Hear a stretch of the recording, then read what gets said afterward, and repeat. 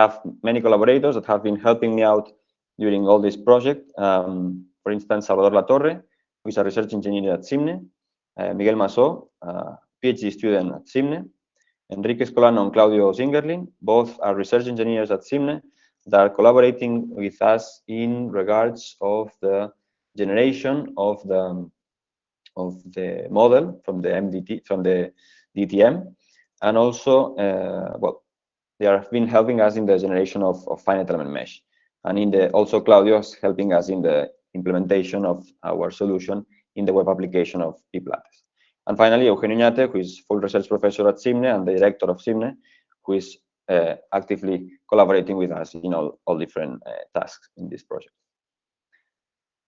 So I'll continue with the motivation. So what is the motivation of such a project? Okay, so air pollution in urban areas is, of course, we all know that, a major concern for all relevant institutions, as it is widely known that is linked to severe health effects for the citizens of the cities. We know also that concentration of NO2 is very closely related to traffic emissions, and so it is crucial to try to quantify which is the concentration of NO2 in the streets of our cities in order to inform decision-making about the suitability of applying certain restrictions or certain contingency plans. Okay, so in order to try to avoid problematic situations or with high levels of contamination, we need to quantify somehow which are the levels of NO2 in our cities. Numerical methods, we know that provide quantitative predictions that normally are difficult or almost impossible to obtain by other means. Okay? And if you look at the available software out there, you can find specific software for predicting, let's say, concentrations of pollutants on our countries, but normally they focus on a macro scale resolution that gives little information and the street level of interest in our cities. So if you look at these two examples, CMAC and FlexPart, you see that here the length scale is of the order of thousands of meters. Okay, so it's very far from the street level. Okay, there are other numerical methods that can also be used to obtain concentration of pollutants at the street level, even in a very high resolution level. So here, for instance, we highlight the work by Albert Puigferrat, who implemented a numerical model in his PhD thesis that was capable to obtain the concentration of pollutants on the section of a street canyon, which is this space between in the street between two buildings. And so you can obtain there a very fine resolution of the concentration of a pollutant. But if you want to extrapolate this or to expand this to a district on an urban area with several streets, that can become impractical because of the computational cost, of course. Okay, so maybe these studies in 2D or in 3D can be used to obtain very accurate solutions in the street level, but for practical purposes, if you want to analyze several streets or a whole urban area, then this method can be very expensive. Okay, so then we need something, a numerical tool that is able to quantify this concentration of NO2 at the street level, what we say a micro scale level, okay, compared to the macro scale that we saw at the beginning in the scale of thousands of meters. Okay, so we need something for the micro scale, for the street level, but which at the same time can be applicable to solve a whole urban area. Okay, not just one couple or one street or one slice of the street, but a whole district or a whole urban area. Okay, so that is the main motivation of our challenge here. So the objectives can be summarized in these two sentences. Okay, we want to develop an air quality predictive tool with a local level of resolution, on the street level, that can be effectively used at the ZPA. ZPE is the special protection zone of atmospheric ambient. It includes several cities in Barcelona, Valles Occidental, Valles Oriental, and Baix Llobregat, which have large concentrations of NO2 and particles. Okay, so the idea is we need something that allows us to predict the concentration of NO2 over the streets, in particular during 3 consecutive days. So we want to have predictions for 3 days and on an hourly basis. Okay, we can, from these objectives, set the following key performance indicators. Okay, so we need to be able to calculate the NO2 concentration over the street on an hourly basis, and for that, and with that, we want to reproduce 4 scenarios with high levels of pollution at the Barcelona zero emission zone or low emission zone, and for also we want to reproduce 4 scenarios with high levels of pollution at Camp de Tarragona, 2 in summer and 2 in winter. So these would be the key performance indicators of the project. So if we are able to calculate the concentration of NO2 over the streets of an urban area on an hourly basis and reproduce these scenarios of high levels of pollution in Barcelona and Camp de Tarragona, we could say that we have accomplished our objectives. Okay. So let me review now the methodology that we have designed so far. Okay, we normally in all this project we have been separating the methodology in 3 boxes or on 3 large topics. So one is the yellow box, the other one is the green box, and the last one is the blue box. Okay, and starting with the yellow box, it's the input data box. Say in a numerical, let's say, tool, it's very straightforward to separate this because we have some input data, you have to calculate some things, and then we have some results, some output data.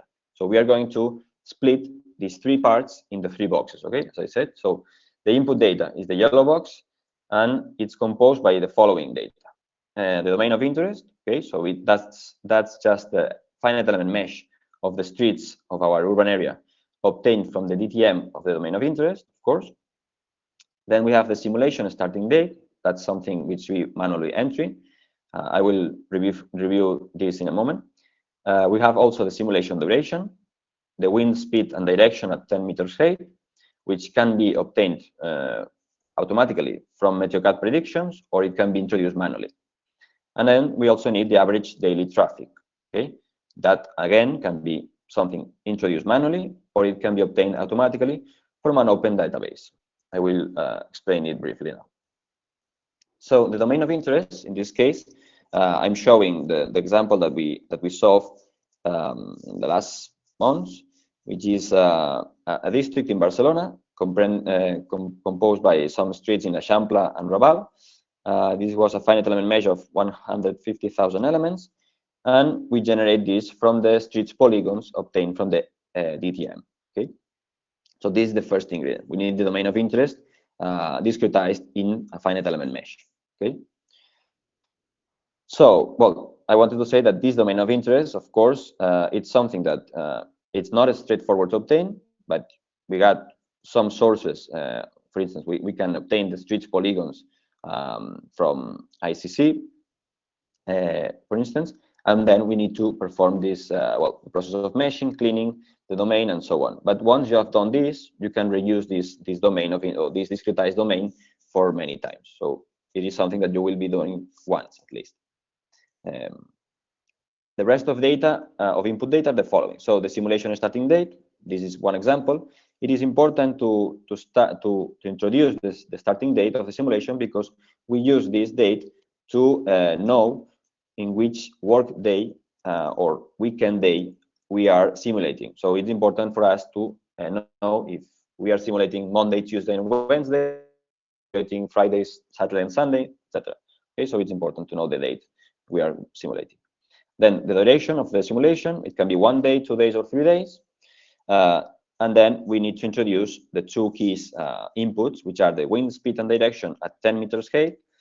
We use 10 meters height because it's the height that that MeteoCAD uses normally to measure the wind in the cities, in the automatic stations that they have installed. And again, as I said before, this wind speed and direction can be entered manually for each hour, okay? Or you can we can also read this from a MeteoCAD prediction, okay, which is convenient for us because the prediction of MeteoCAD is based on a microscale solution model, okay? which accounts for the topography and the solar radiation and other effects in the macro scale. Okay, so somehow if we use this information of the MeteoCAD prediction, we are coupling information or data which comes from a micro scale level, from a macro scale software, and we put it into something which is micro scale. Okay, so we are coupling two scales here. Then the last input data is the average daily traffic. Again, it can be manually introduced for each street and for each day, or it can be obtained from the existing gauging database. For instance, in Barcelona, we have Open Data BCN, which has a lot of information in gauging traffic, in traffic gauging, and we can, and there is an, it is a good source of input data for us. Okay, so we are going to use and exploit this data, which is open source, for this project. If we switch to the second box of the methodology, as I said, it's the green box, it's the computing core. In this case, we split our computing core in 3 steps, okay? The following ones. First, we estimate wind speed and direction over the streets at 10 meters height. So from the input that I just told you of the wind speed and direction of the MeteoCAD predictions, we can estimate the wind speed and direction over all the streets of our domain at 10 meters height. Second step is scale this estimated wind speed at 10 meters to 3.5 meters height. That's why, and we do this because, and in the third step, in the last one, we want to transport the NO2, the emitted or the generated NO2 over the streets at 3.5 meters height. So we need to know which is the wind speed, sorry, at 3.5 meters height. So there is one middle step, in this case, which is necessary to transport in the last step the NO2 at the desired height. This 3.5 meters height is chosen because the automatic gauges that the Generalitat de Catalunya has are located at 3.5 meters height in the street. Okay, I will review then later on again this topic. So the first step, we estimate the wind speed and direction over the streets at 10 meters height. And to do that, we solve the potential flow equation with the velocity potential, and we apply far-field wind conditions from the MeteoCAD prediction, as I said. So even though we know, and we solve this in a finite element mesh over the streets, okay, of our domain of interest. Although we know that this potential flow equation is a very important simplification of the calculation of the wind in the streets, because we are neglecting all turbulence effect, we are introducing, or we are feeding this model with the far-field wind condition from MeteoCAD prediction. And as I said before, the MeteoCAD prediction comes from a microscale model that takes into account the topography and the different physical phenomena that take place at the macro scale. So we are kind of coupling a micro scale solution with a micro scale simplified model. Okay. So first of all, with this potential flow equation, we can obtain any velocities throughout all the streets in our domain of interest. Okay. And again, since this far-field wind condition is calculated at 10 meters height, the solution that we obtain here is the wind speed and direction at 10 meters height. Okay, but then we need to estimate that wind speed at 3.5 meters height. And how we do this? We use the semi-empirical formula so-called Helmand Formula, which is widely used in wind turbine engineering, and it's just a polynomial formula that relates one reference velocity with the reference height with the height of the desired velocity. Okay, so for instance, if we know the velocity at 10 meters height from the previous step, and this h is the 10 meters height, and this is the velocity at 10 meters, we can calculate the velocity at 3.5 meters, and we just need to plug in this Helmand exponent, which is obtained from this table here, okay, which is it's an empirical exponent that can be estimated depending on the stratification stability, unstable, neutral, and stable, and depending on the surface on which we are calculating this wind speed. In this case, we are using, at least for the moment, we're using exponential Helmand exponent of 0.34 because we're considering that we're working above a city in a neutral stratification case. Okay, so again, we are considering that the wind speed in the vertical direction is following a polynomial following this formula, this Helmand formula, as I said. Okay, so with this step, we obtain the velocity at 3.5 meters height, and with this velocity at 3.5 meters height, we can just transport the NO2 over the streets in our domain of interest. And to do that, we use the so-called transient advection diffusion absorption equation. It's the equation that you have here, which has several terms. Okay, I will review them quickly. So the first term is the advective term. This term is the one that it's probably one of the most important terms in this case. At least we are considering so. So we are assuming that the NO2 is mainly transported due to the wind speed. Okay, and so here V is the wind velocity at 3.5 meters height that we just calculated, and phi represents the concentration of NO2. Okay, so that is the first term, but there are others which are also important.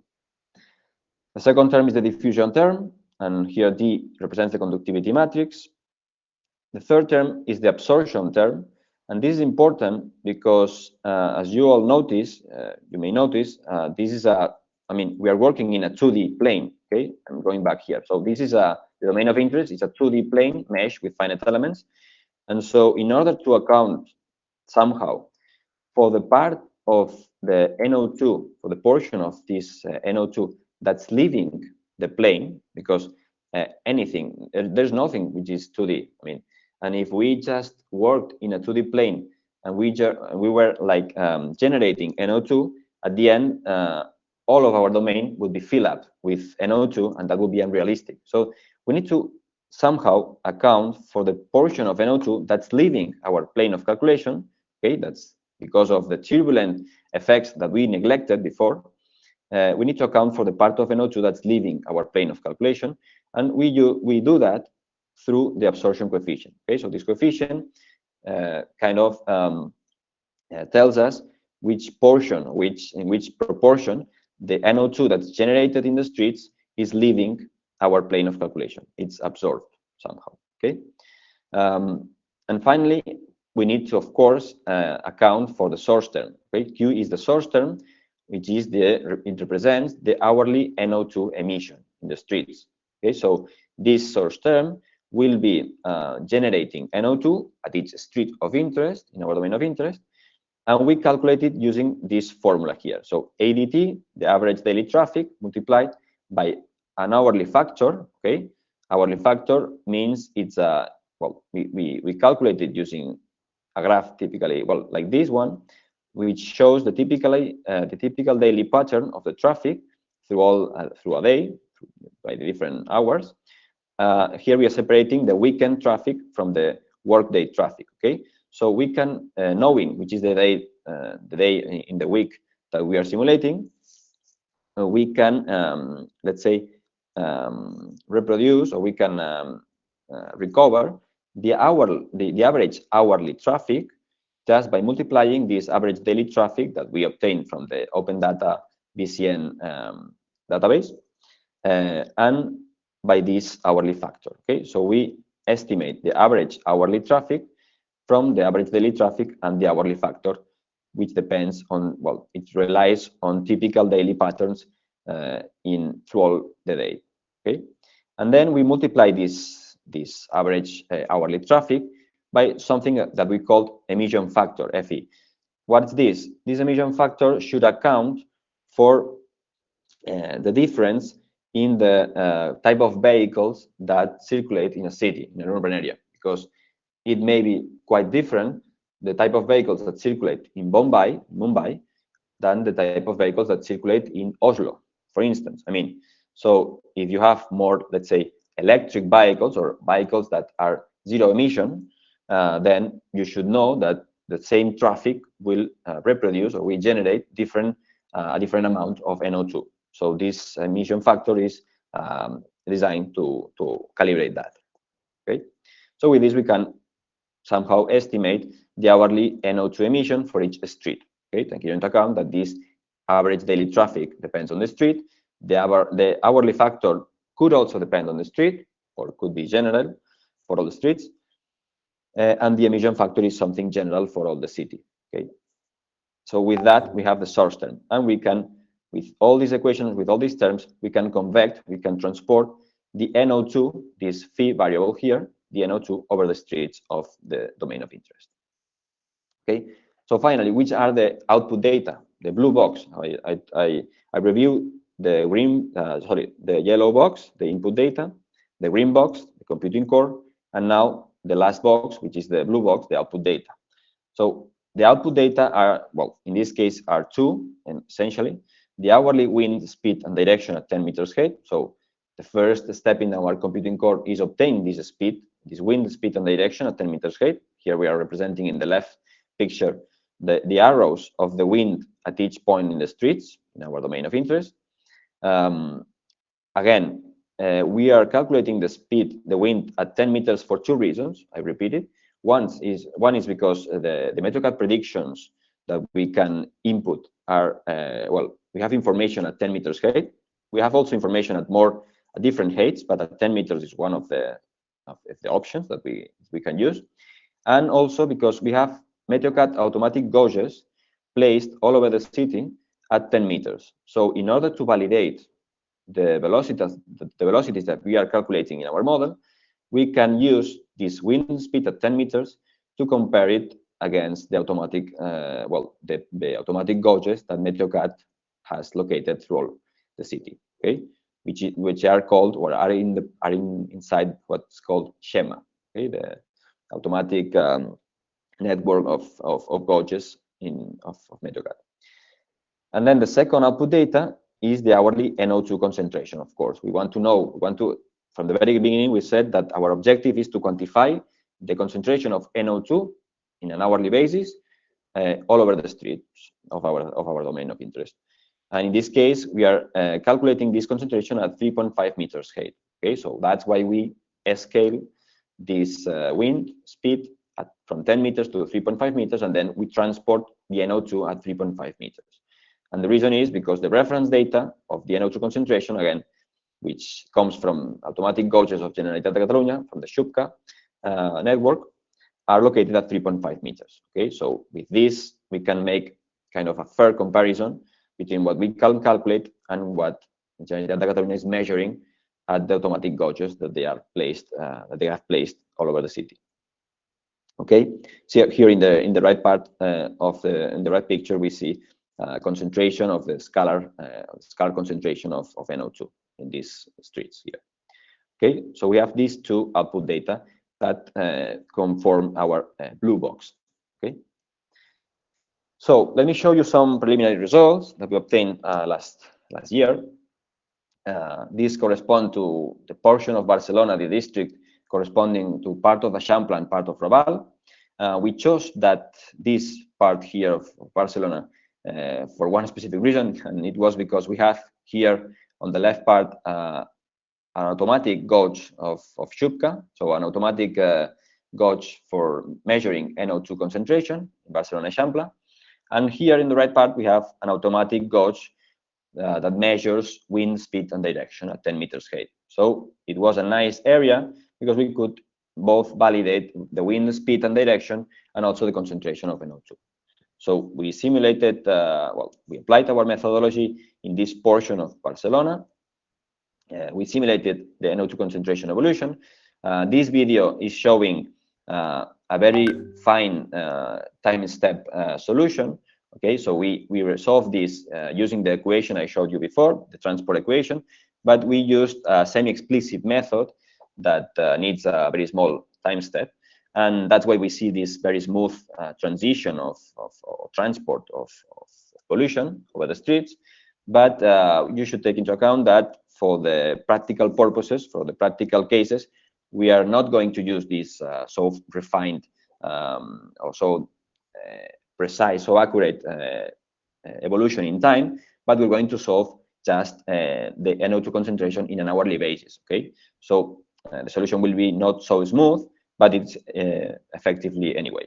Okay, so just so that you know, this is the comparison that we did in the two existing gauges here. From the right part is the wind speed validation against the automatic gauge of the MeteoCAD with a very fairly good result. The calculated result is the red one, and the blue line is the measured wind speed and direction. And in the left part, we see the validation of the NO2 concentration, which there is a bit of a gap, and there is a bit of a, let's say, well, it's a bit displaced to the left. But again, the red curve represents the calculated NO2, and the blue curve represents the measured NO2 in that automatic gauge. Take into account that we have applied almost no calibration. So this is what we got out of the box, let's say. And we run this with the transient advection diffusion absorption equation that I showed you before. Sorry, because there are a bit noise. So that the previous equation that I showed you before in an implicit way. And we solved this very quickly. This solution of 1 day, okay, this corresponds to 1 day of simulation, was obtained in a couple of minutes in a standard laptop. So it's pretty fast, okay?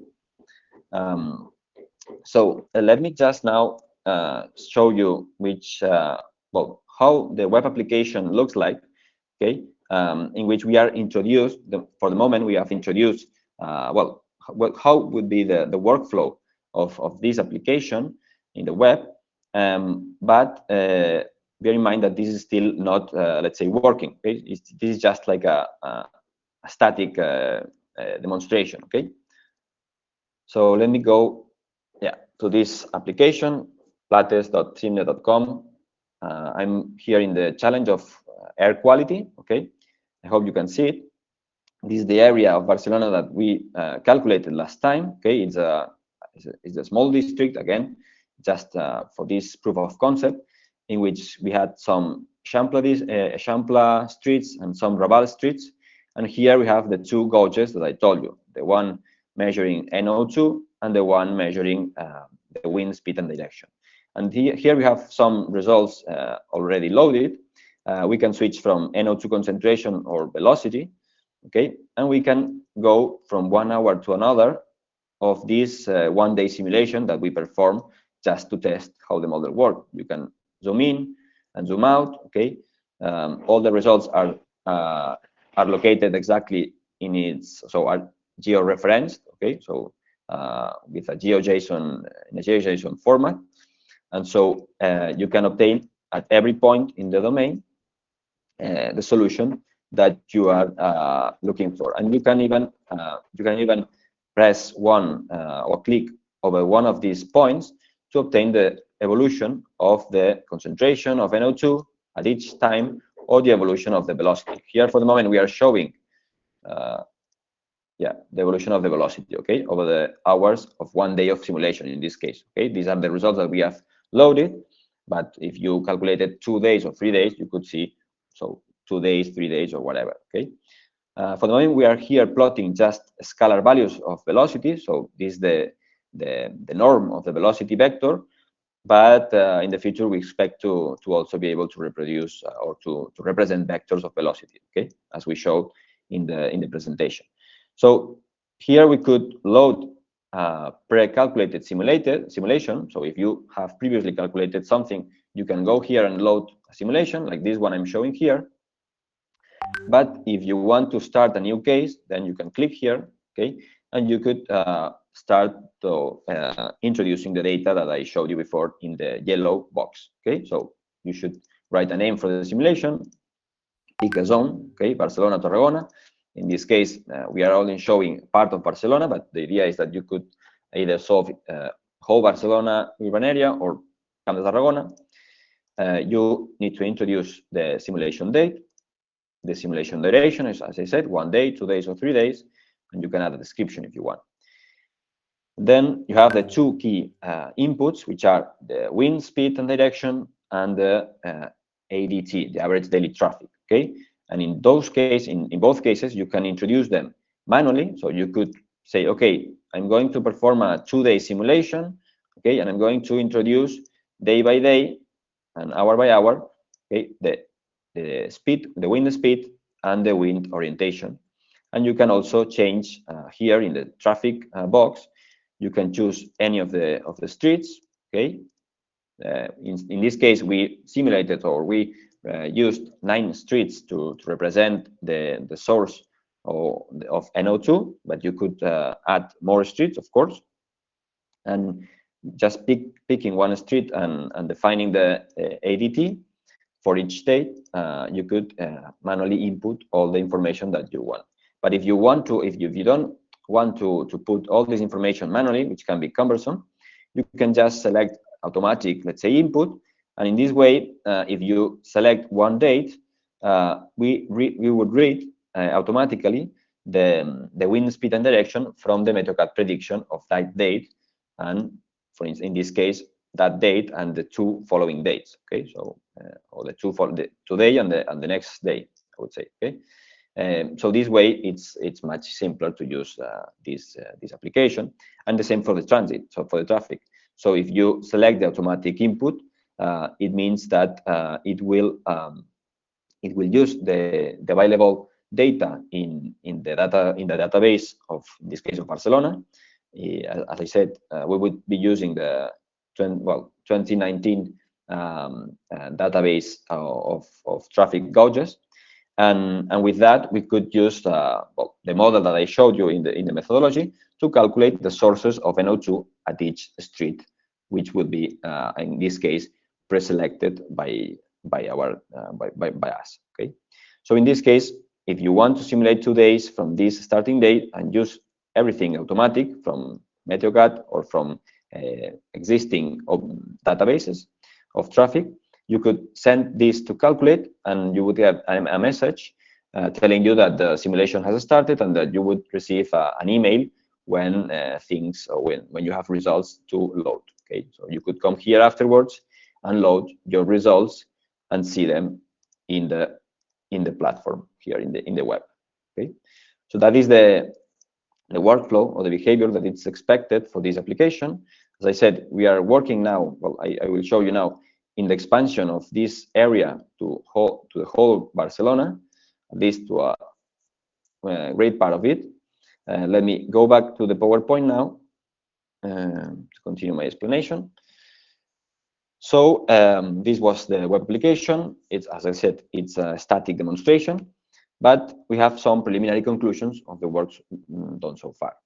So we have some pros and cons. The good points are that I think that, well, I mean, we are at least all convinced that there has been a good agreement between the team at Generalitat de Catalunya and the team at CIMNE regarding the requirements of the design tool. We have a large flexibility with this tool, because one can either use automatic input data as a way to obtain predictions on a daily basis, or we can also use manual input data in order to generate different cases and try different hypotheses, okay, to be tested, which is good. And then we also can say that we have a good availability of wind input data. Okay, MeteoCAD has provided us all the data that we needed, and it's quite at hand. But the bad points that we have found so far are the following. So there is little availability of traffic input data. I said that in Barcelona we have this Barcelona Open Data, which has quite a lot of traffic data, but it's not always the case. We have seen that, for instance, in Tarragona, there is little information about traffic data, and in other cities, it will depend, of course, on the institutions, that if they are measuring the traffic, if they are gauging the traffic or not. So that is something that is sometimes difficult to obtain, and we know that. Then we have found that there could be inaccuracies when validating the wind speed, because take into account that the automatic gauges that MeteoCAD places over the city are normally installed at the roofs, on the roofs of the buildings. So the roofs of the buildings are outside the domain of interest that we are calculating. So we are calculating, or we are discretizing the streets of the domain of interest, but not the buildings. So actually the wind validation, I mean, it must be validated next to the point of measurement, but it will never be at the same point exactly. Okay, so that's something that we know. And finally, of course, the computational cost in time and memory for very large scale simulation. So if you want to scale up this Barcelona district to whole metropolitan area of Barcelona, then, well, we would need to see which is the total computational cost. As I told you before, this example here ran in a couple of minutes in a standard laptop, so it's pretty fast. But of course, now we are scaling things up, and we will see which is the computational cost. So let me go finally to the current and future work. So from the last, well, at least from these results that I showed you, we have been working on different things, and these are the following. So first of all, we wanted to implement an automatic NO2 source term based on a simplified traffic model. That is essentially what I told you in the methodology. So the idea of, if you pre-select some streets in our domain of interest and you know the average daily traffic there, you can estimate the source or the generation of NO2 in each street using that formula that relates the average daily traffic with the hourly factor and with the emission factor. Okay, so that is something that it's essentially working already. So it's done. That's why I put this symbol here. Then we also needed to implement a net CDF reader to automatically import MeteoCAD wind predictions. The thing is that so far we calculated, well, at least this calculation here was done using a manual input, okay, of the average daily traffic and of the wind speed and direction. But if we want to read things automatically, so that the end user does not need to introduce any data in a manual way, we need to read the data that MeteoCAD provides us, which is in the format netcdf. Okay, and we have found a Python library already that it can be easily used to read this format file, this file format, and use it as our input in our calculation. So we already have that also implemented. Then the next thing that we are working on is the expansion of the domain of interest to all Barcelona urban area in order to account for the sea and the mountain boundary effect. Okay, for sure. So we want to go from this red square here that we just saw. So the solution that we saw before corresponds to this red rectangle here, and we want to expand it to something like the blue rectangle that you see here. So it's kind of 8 times larger, the area.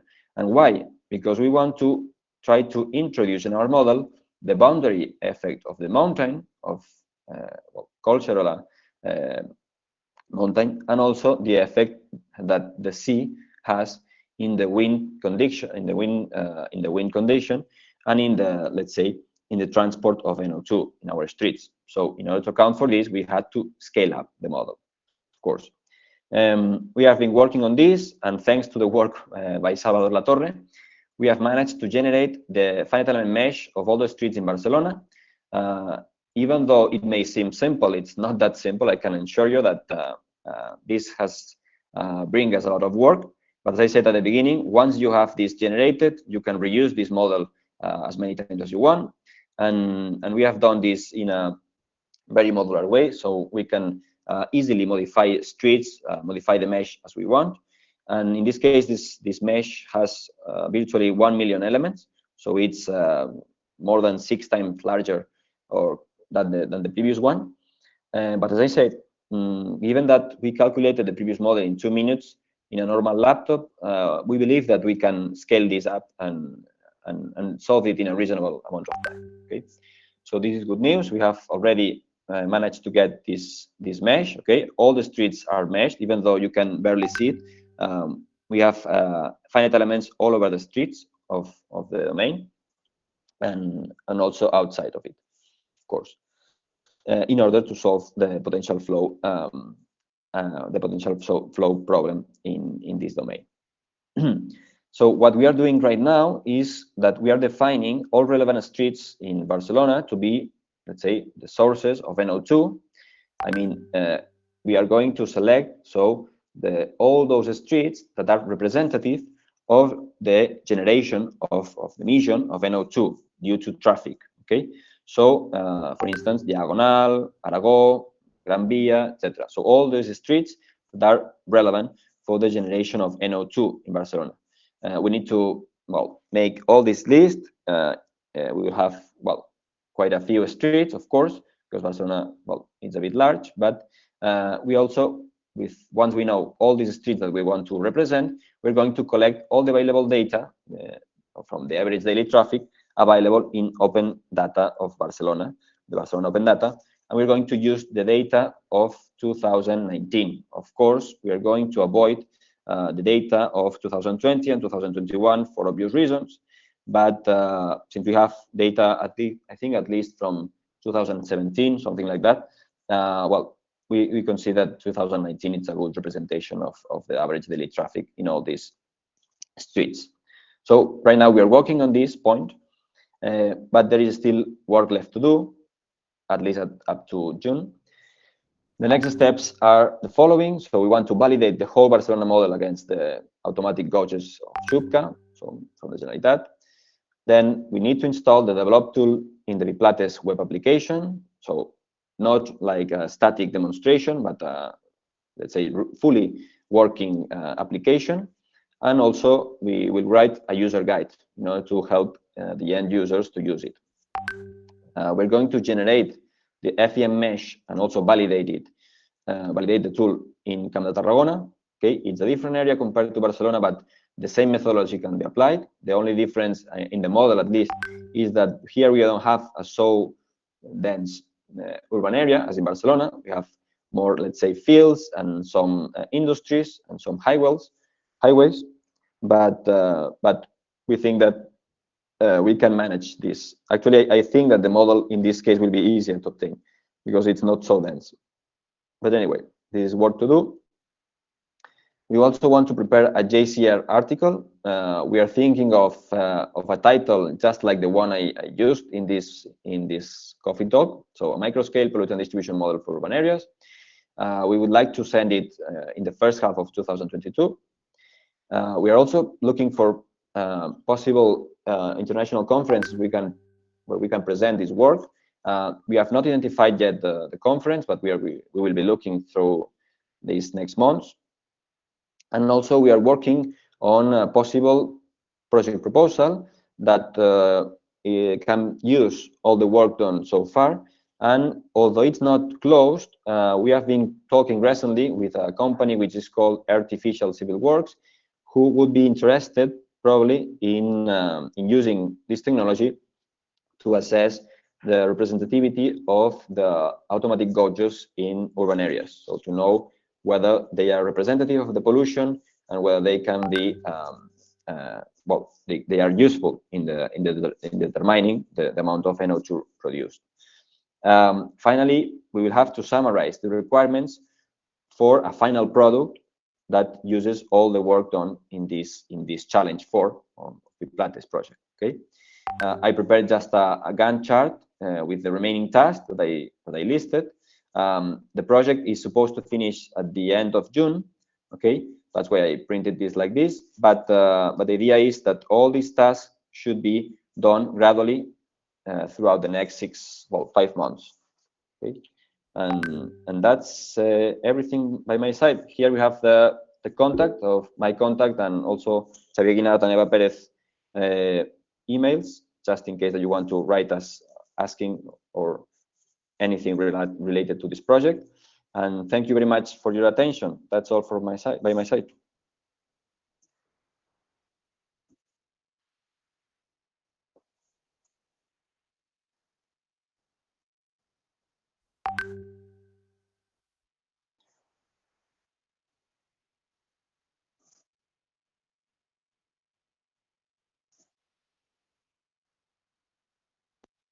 Yeah.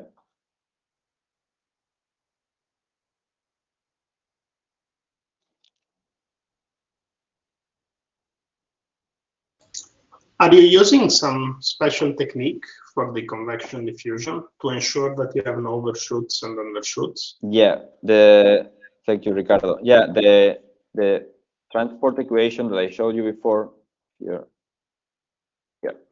it's actually stabilized, and so we have shock capturing terms, and we're actually using finite increment calculus stabilization technique.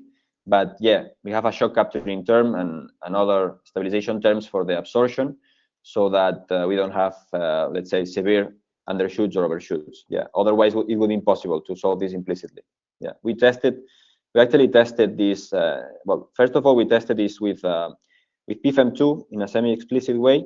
It's very robust, but it's as it's semi-explicit, it's very computational. Well, it's costly. I mean, you need to use a very small time step. But then we managed to run it in an implicit way with large time steps, and we got some overshoots, but there is nothing out of the, let's say, out of control, and that's good news. We managed to run this very fast. Can I make another question? Yeah. I mean, you called it the absorption term, so the S phi, let's say, and I think it's sort of key, let's say, in your. But well, on one side that is governed by the buoyancy, I understand. Yeah. And on the other side, it is governed by the amount of NO2 that is present in the upper part, let's say. Yeah. And this in turn, I mean, depends to what up and downstream in a sense. So how does the model take this into this kind of effects into account? We are simplifying. I mean, actually, the absorption coefficient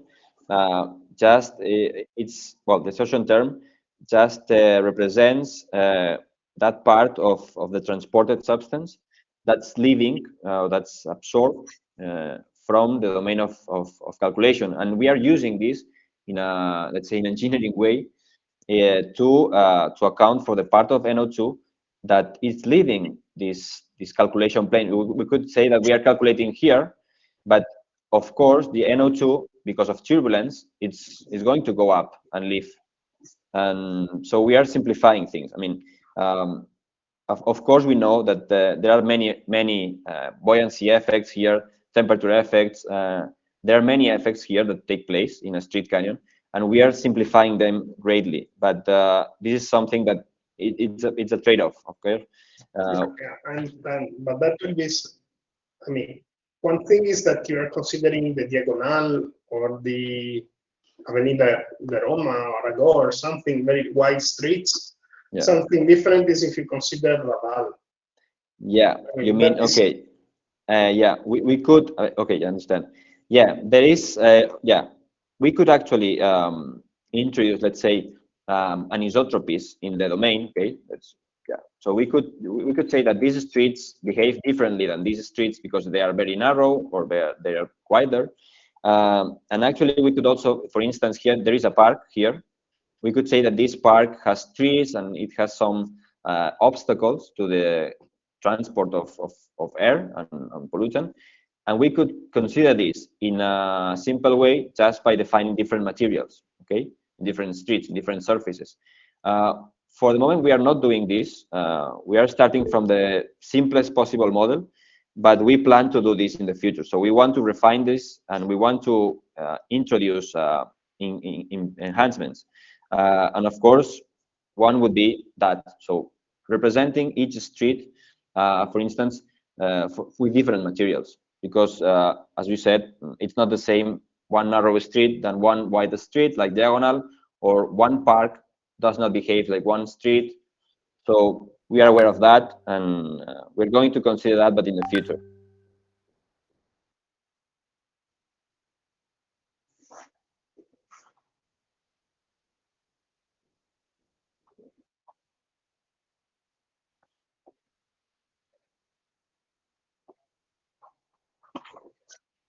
Thank you, Ignasi. Thank you.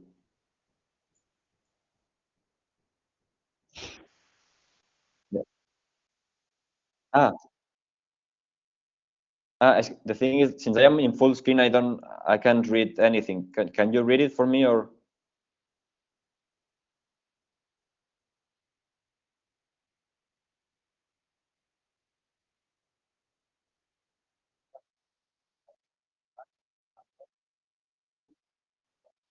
Yeah, that would be nice.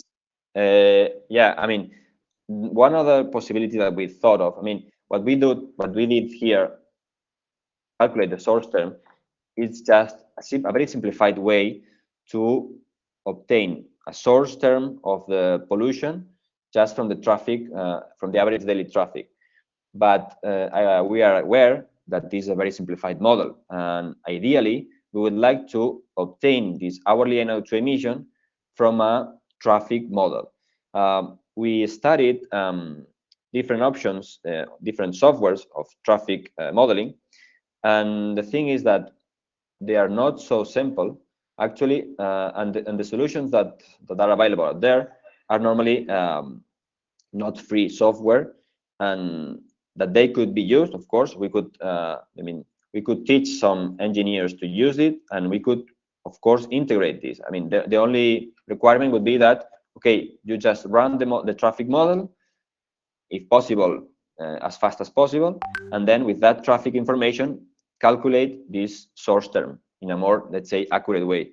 We want to do that again, but we had to start with something, and we started with what the information that we had available. But again, yeah, it's in our plans to enrich this model. For instance, with a traffic model, we actually in one of the meetings that we have that we had after these first results, we said that actually a traffic model would be a challenge in itself. Okay, so we are talking about urban area or air quality in urban area, which is an important challenge. But inside this challenge, there are other sub challenges, like for instance, traffic. Okay, this is something that we are aware of.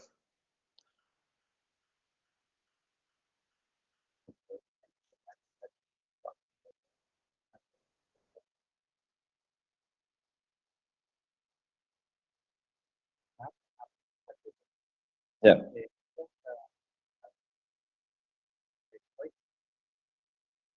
yeah, this one.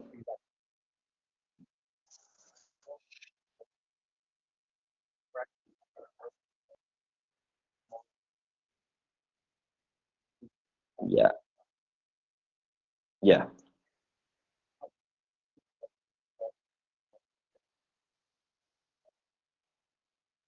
Uh, Actually, these graphs here are taken from the model which calculated, which was solved in with a time step of 1 hour, so a very large time step, and with the implicit model.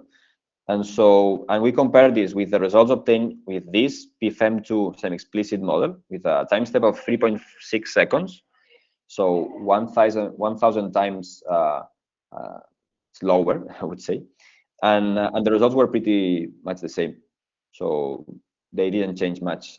I would say that for sure this simulation here, so this smooth simulation, is very nice and it's very smooth, but actually for practical purposes, we don't believe that we can use this for 3 days of simulation in a large urban area like Barcelona.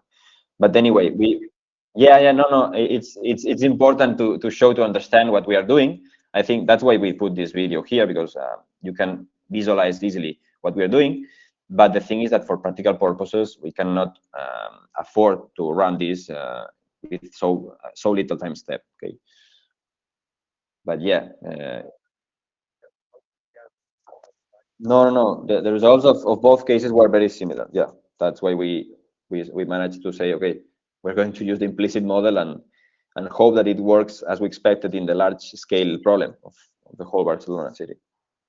Yeah, yeah, we're still, we need to test it here, but we're confident that we can manage to get a solution in a reasonable amount of time too. Sorry, Yeah. I have another curiosity, and I think you said, but I missed it. How do you compute the velocity field for transport? Yeah, we calculated uh, using the potential flow equation. So we are avoiding, it's kind of a, it's almost an interpolation. But the thing is that we actually, I mean, the domain of interest is not actually this one, but we actually define a very larger, a much larger domain, okay, which is outside of these boundaries. And in that far field, so in the contours of that farther field, we define the input wind conditions of MeteoCAD, which come from a macro scale model. And so what we get is like kind of an interpolation of the velocities in the middle of our domain. And we said that taking or leaving, so excluding the boundaries of the domain, inside of it, we can somehow trust the velocities and the NO2 that we are calculating. So I am fine with the use of the potential flow, even though, of course, I mean, the Reynolds number is infinity, so I'm fine with that. Yeah. But I mean, you need a 3D domain for doing that. Why? I mean, otherwise you will have that the flow can cross walls, let's say. So it's not a system of pipes. I mean, there is no roof here, and the fact that there is no roof matters massively to the determination of the flow field. Of course, we know that this. I mean, of course, we know that the let's say the accurate way to treat this problem would be a 3D model of a city, but we are assuming, or we are simplifying greatly our domain, and using a kind of pipe system. Yeah, that's what we're using. Yeah. Yeah, but I mean, imagine that this comes oriented like the Gran Via de las Corts, so it comes this way, okay? Mm-hmm. I mean, I think that this is a massive approximation. That's the thing. It is not. It is completely different from what you would get if you consider that you had some shear on the top. This is governed by the shear on the top, let's say, which in turn brings the question if a potential flow model is good enough. But I mean, it's a simplification. The thing is, what we thought is, okay, let's try to use this simplified model. That, of course, there is a bunch of simplifications that we are considering here. And then if we want to make sure, for instance, that the street is properly captured, that information near a gauge is properly captured, we can then make a simulation in a very much more local scale in a street canyon, for instance, and study that in detail. So we could use this intermediate scale to ensure or to evaluate the accuracy near the gauge. But for practical purposes, yeah, we are approximating greatly, as I said at the beginning, the estimation of the wind. The thing is, actually, what the potential flow gives us is like a kind of an extrapolation or an interpolation, if you want to see it, of the far field throughout the different streets of the city. And well, it may be not good enough, but at least the results that we got obtained so far are not out of the order of magnitude. So we are quite content with them. Okay, I mean, the results are surely very good. Well, I don't know if they are very good, but they are not out of the order, I would say. Yeah, so Edo Falcon from the government of Catalonia. Just to remember that this is not of course, scientific work, but this has a purpose. And the purpose is a practical decision of the government. Should we close this area for the traffic of some vehicles during the next 24 hours, 48 hours? So perhaps we don't need an accuracy of exact NO2 in every point. If we have a simulation and we can check it with the real data, and it's around the measure, for us is an estimation, and then the decision is to close or not to close. So if the level of NO2 exceeds a threshold that the politicians will fix, or some international organization, where the pollution exceeds that threshold, we should take some kind of measure. Okay, so if it exceeds that threshold in 10, 20 percent, it's okay, because now we have no real scientific reason to close the traffic into a city.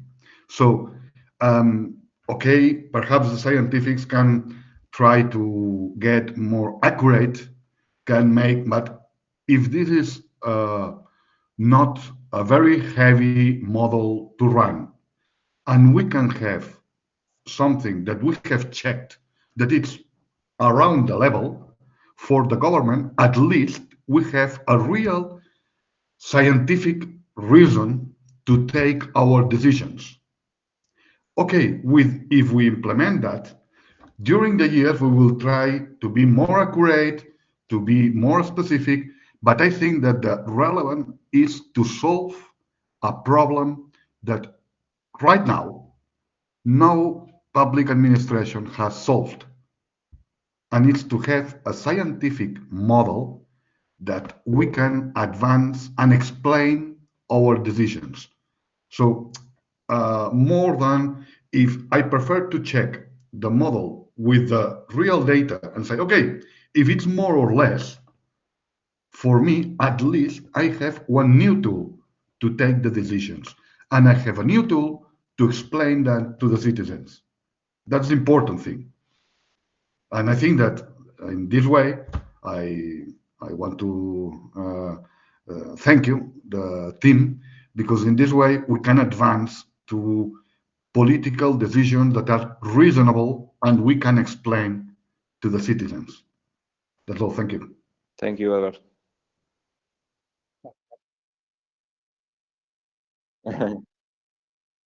Thank you. I am not reading the comments, sorry, but the thing is that when I am in full screen in my laptop, I don't have two screens and I can't read anything. But okay, thank you.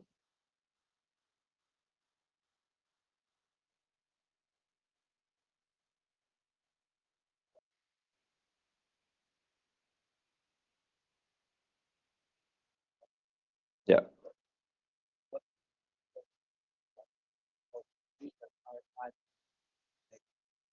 Yeah. That is a good question. Yeah, thank you.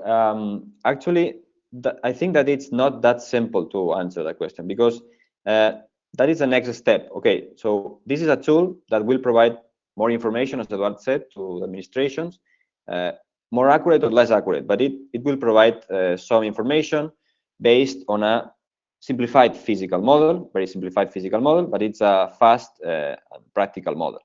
And with that information, they can do whatever they want.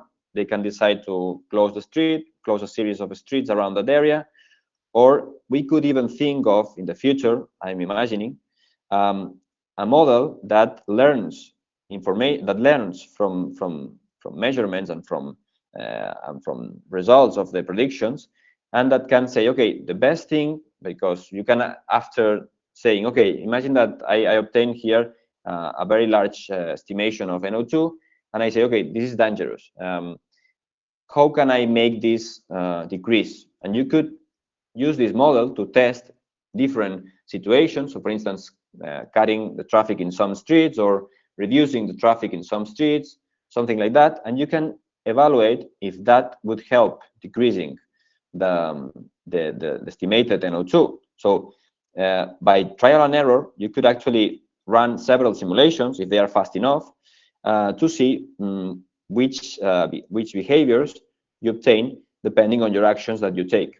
So in a second stage, it would be also interesting to see, okay, if I run several cases, several hypothetical cases, will I diminish the emission or the total concentration of NO2 in this street? Yes or no? And I can assess that afterwards, of course. If I test this and I obtain a good measurement of NO2, then this could be a second, I would say, second step process for this challenge, which could be interesting. Okay, which would be to after obtaining information of this prediction, using several predictions or trying to use this tool to estimate or to know or to have a better knowledge on the possible response against different actions. Okay, so that's interesting, and I think it will be something to study in the future that this is implemented. Thank you.